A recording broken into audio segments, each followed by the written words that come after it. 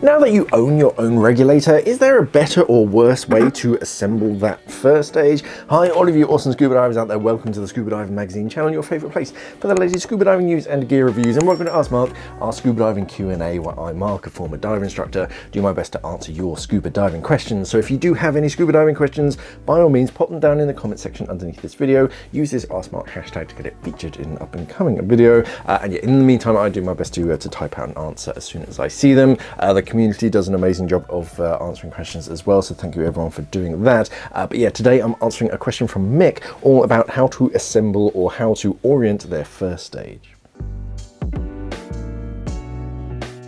So Mick 14 Ulick says, hey Mark, I got my first regulator, an Apeks XCX50 with an XCX40 octo 4-port DST. Diving single cylinders, how should I position the first stage? Some comments say the rotating turret should be on top to do a full 360 rotation, though I don't see when I should need that whilst diving, and others said to put the turret on the bottom so the hoses are better protected. Yes, so there are a few considerations when it comes to first stage orientation. My usual consideration is always hose routing, but also things like banging the back of your head. I did a video on this, probably years ago now.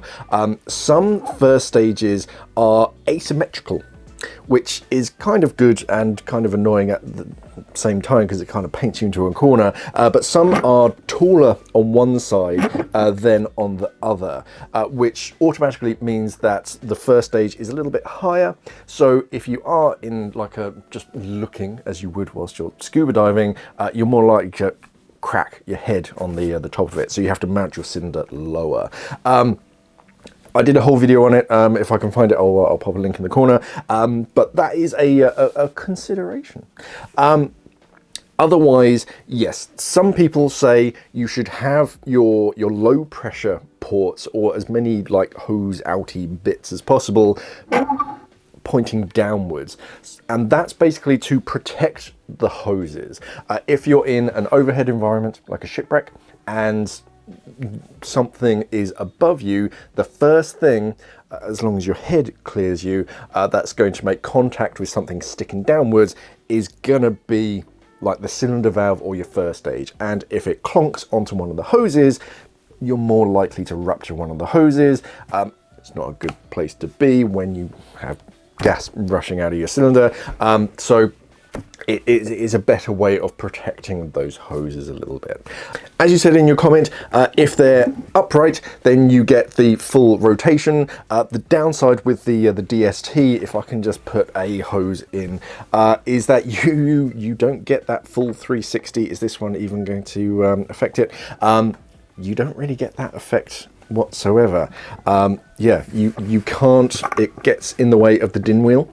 So you don't even get a full 360 when you have all your hoses in position. The swivel turret is quite handy for like in this kind of situation where the hose would route straight into the neck and shoulder of the cylinders, just to angle that away a little bit.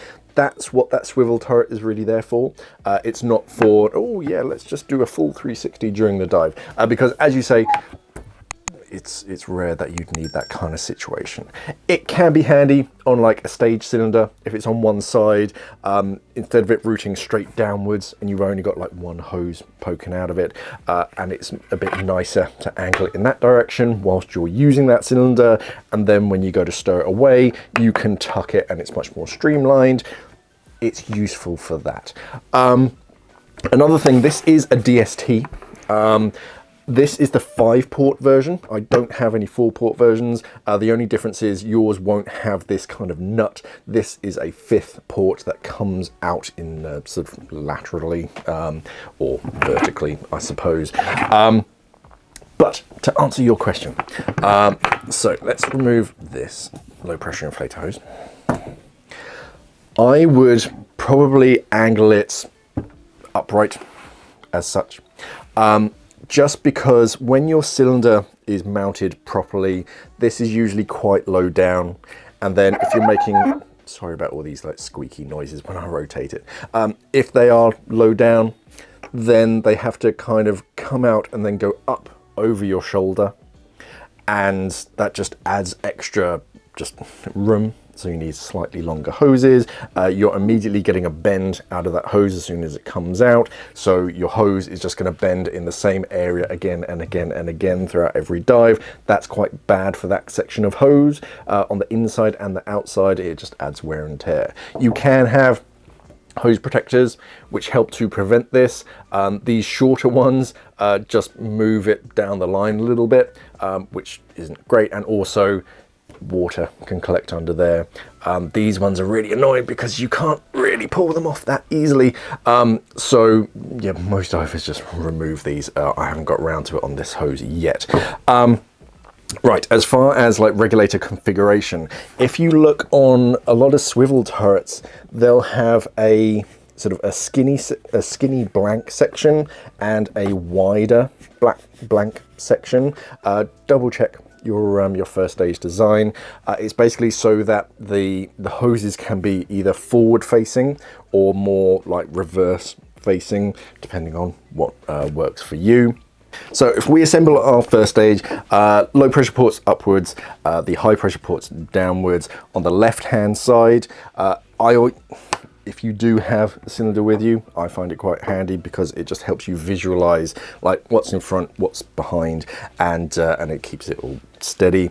High pressure submersible pressure gauge on your left hand side. We can tighten these all up later, I'm not too fussed. So that's on my left hand hip, so I always know where my submersible pressure gauge is. If you dive with a wireless air transmitter, right hand side, I prefer it with a short hose, just to add a bit of flexibility. We've covered this in other videos, but if that is attached directly onto it, crew and other like non-divers, they see that it's a convenient place to grab. If they grab hold of that, that's an expensive handle. It's plastic, and if they put the entire weight of the cylinder and your BCD, and if you've got integrated weights in it, all of that weight levering on that little fitting, something's gonna break. So it's nice to have that bit of flexibility. They're less likely to grab hold of that and more likely to grab hold of the valve itself. You have little choice what side it goes on. It goes on the opposite side to your submersible pressure gauge. If you've got your dive computer on your right hand side, you're winning. Most transmitters can transmit across the body nowadays. You may get some interference sometimes or loss of signal, but touch wood, it's not a huge issue. Then it comes to hoses. Low pressure inflator hose for your BCD goes on the forward low pressure port on your left hand side, because that's going over your left hand shoulder. You want it more forward facing, so that will go over your shoulder to your BCD low pressure inflator hose. The rear one, if you are diving a dry suit, will go on that, so that goes on the rear low pressure port, and that will tuck under your left arm and then up to your chest if you're diving a dry suit. If you don't have that, it's fine. I have seen some divers use a second low pressure inflator parallel to their BCD, so they can use that to inflate buoys or something. You can get certain like pneumatic tools that can fit onto these. I've never done it myself, but it's more for if you're using a dry suit. On the right hand side, the forward hose I leave to my short hose secondary. So this would be your, how I would do it, because I dive a long hose primary. So this is the one that I donate in an out of air situation. You'll notice I don't have a yellow one. In the standard setup, where it would be a short hose with a black second stage and a long hose with a yellow octo, I would have the short hose forwards, and in this case I had the short hose forwards as well, because this just dips over your right hand shoulder, and in this circumstance, whoops, it lives on a necklace. It gets tangled up easily when I tidy it up. Goes in the necklace, goes around my neck, and this is in a kind of a backup. We call it an alternate air source, an AAS. I have it switched to minus, which reduces its like efficiency, as it were, and I have it dialed in when I'm actually using it. When I'm storing it, I dial it out so that there's less tension and less pressure on the sealing surface. But when I'm using it, I'll dial it all the way in, so it's less likely to free flow. That sits in a necklace just around my chin. And then my long hose will go in the rear facing low pressure port.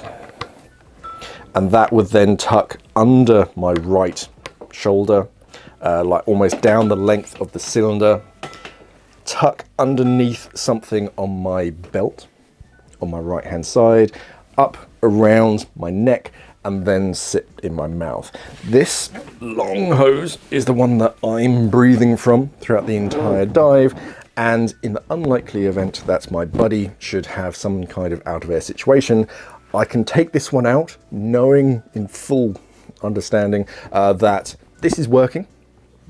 It's safe to breathe at the current depth, and I can donate it to them. They have a lot of space to sort themselves out, and then I can very quickly and easily switch to the one that's just around my chin. That's how I would have it set up on a single cylinder setup. If with a 4-port turret. It would change if I had the 5-port turret. And it's basically because you have this 5th hose port coming straight out of the top. In that situation, I would turn it into a diagonal, swap most of the hoses around, and have it so that my long hose can diagonally come out. My short hose comes out of this port, swap the high pressure ports and whatnot, and just kind of rearrange it to work in that kind of configuration. Inverted would work at the same time. It's not a huge difference. You get maybe an inch drop, so you would have to rotate that. You'd have to take it off the cylinder first, and rotate it, so it kind of would work in both configurations. However, I would probably just have it in the upright configuration, because unless you're doing some real serious overhead environments, you're not likely to bump that up against anything. You hopefully won't get within that kind of distance of an overhead obstacle when your head is kind of right here. So that's how I would have it set up. It's pretty classic. It works. You do get some benefit of that kind of twisting, as that swivel turret does benefit, but in this exact case, it doesn't matter as much. If you have something like a Mark 25 from Scuba Pro, that is asymmetric and is much taller on one side, I'd flip that over, have that pointing downwards, because then you benefit of protecting your hoses, but also protecting your head from clonking. If you think about like giant stride entries, the bottom of that cylinder is going to slap the water at that then shunts the cylinder up as you're going down. And if you kind of look upwards, yeah, you can get that crack on the back of the head. So it's nice to have everything as like downwards as possible. But in this configuration with a DST, it works just fine.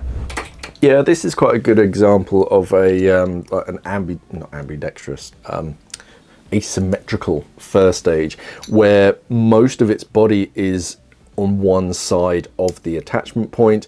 So I would have that facing downwards, and then you have all of the ports coming out of it. This is quite a smart design. It's nice and neat. You can actually tell it's pretty much designed to go in this configuration, because all of the branding is upright in this configuration. It's ambiguous on the XTX, the DST, because it's kind of like diagonal from memory, and just have a look, but it works perfectly fine in that orientation or that orientation. It doesn't matter that much, so configuration is more important. Have a look at those hose routings, attach it to a BCD, see how it fits. If there's any like weird, like janky angles that the hoses need to come out at, then yeah, just see if you can adapt it in any way. But yeah, this kind of traditional setup is yeah, how I would do it. But if you have any other recommendations, by all means, let us know down in the comment section. Yeah, I would recommend a fifth port. It does give you a lot of flexibility, and a lot of swivel turret first stages do have that like that fifth port coming straight out of it, so it gives you better airflow in some cases. Depends on the first stage design. It gives you better hose routing in some configurations. When I have this as a twin set, I usually have them like horizontal, and that actually is quite beneficial. I do have them crossing over behind me, but yeah, have a good play around, but that's how I would set it up. If you have any other comments, questions, queries, or corrections, by all means pop them down in the comment section. Remember to use this @smart hashtag to get featured in an up and coming video. Otherwise, remember to head over to our online magazine and check it out. Like, share, subscribe, do all that good social media stuff. Thank you for watching, everybody, and of course, safe diving.